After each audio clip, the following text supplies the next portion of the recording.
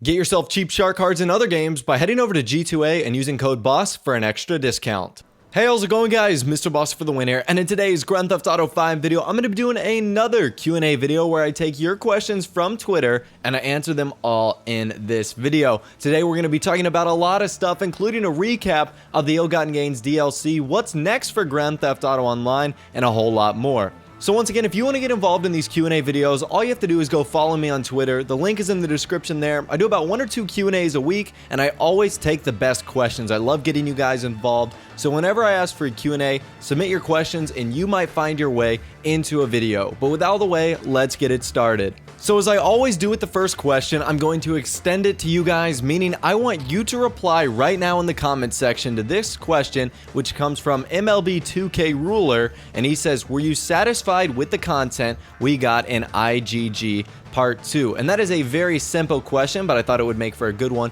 for you guys to answer as well. But yes, I was satisfied with the content in Ill-Gotten Gains Part 2. It doesn't mean that I was totally head over heels in love with it, but yes, I thought it was really cool. I obviously love the new Progen T20. I think the weapons aren't great, but they're still exciting enough for me to buy them and obviously use them on occasion. I think the clothing is cool. It was a little repetitive, especially with the jewelry and the chains. They were all kind of the same, just in like a different color like diamond, platinum, or silver. But yeah, I really did like the cars. I thought they were a really nice strong point. The Blackfin is extremely beautiful. Same with the Progen T20. Those cars in and of itself pretty much would have been epic if they were the only ones. So yeah, I really did like them, and there wasn't anything too outrageously expensive like those gold jets or those gold planes. So yes, I was satisfied, and I did enjoy IGG Part 2. Our next question comes from Dalton Johnson, and he says, when do you think the next update will be for GTA? Now, this is a really good question because typically Rockstar doesn't do what they just did for Ill-Gotten Gains in Part 1 and Part 2, where we had back-to-back months of DLC. We hadn't seen that in almost over a year since the business update and the High Life update were back-to-back. So if I had to take a wild guess, I think Rockstar is definitely going to take a break. I know as the GTA community, we love DLCs and would take one pretty much every other week if we could have it, but I think Rockstar's got something big planned coming up, or if they don't, I know for sure they're going to be taking a break because the Ill-Gotten Gains series in itself was very expensive. I know that wallets might be a little bit dry, so I think this is a great opportunity for them to maybe have some downtime or start building on whatever next DLC they're doing next. Our next question comes from White Mike 831, and he says, do you think that future DLCs will be expensive, or do you think this was a one-time thing?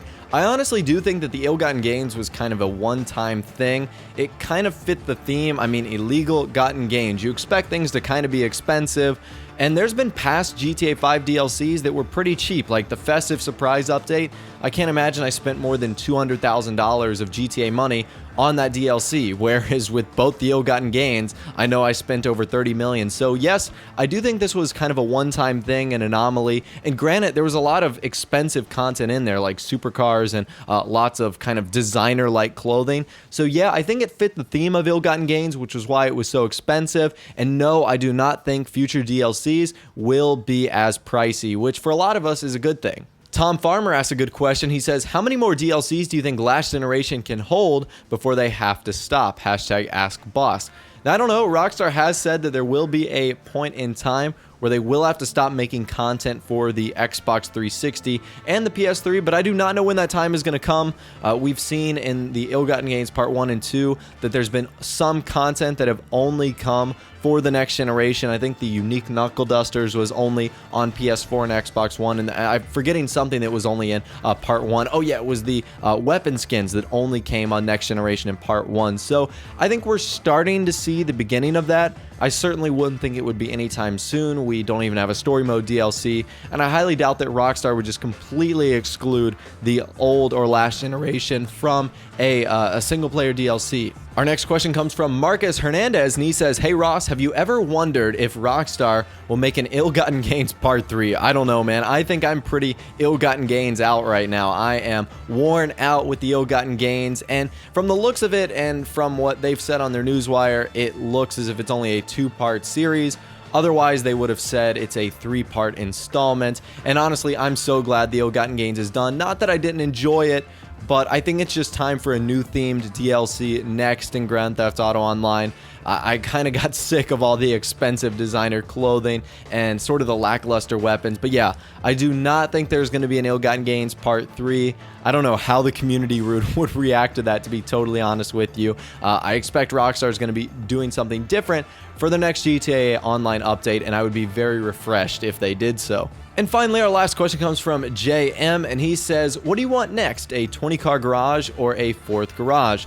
Honestly, I would just love it if Rockstar gave us both, but if I had to choose one, I think I would do a 4th garage if Rockstar made some better properties out in like Paleto Bay or Vespucci Beach or in Sandy Shores. If they didn't do that, I just want a 20-car garage, because honestly, I don't want to drive so far away from all of my garages unless it's very beneficial and there's like an optimal place in either, like I said, Vespucci Beach or Paleto Bay or Sandy Shores. So I think either one would work. It would really just depend on the situation. But yeah, that's all the questions I'm going to be answering in today's Q&A. Thank you all so much for submitting these amazing questions. Once again, if you want to get involved in the next one, you can follow me on Twitter. The link is in the description. I announce, like I said, once or twice a week when I do these Q&A updates, and you can get involved in the next one. If you did go on to enjoy the video, a like rating would be awesome. But more importantly, subscribe to my YouTube channel if you are new. You like daily Grand Theft Auto 5 videos like this. With all the way, guys, like I said, thanks for watching. Take care, and I'll see you guys in the next video.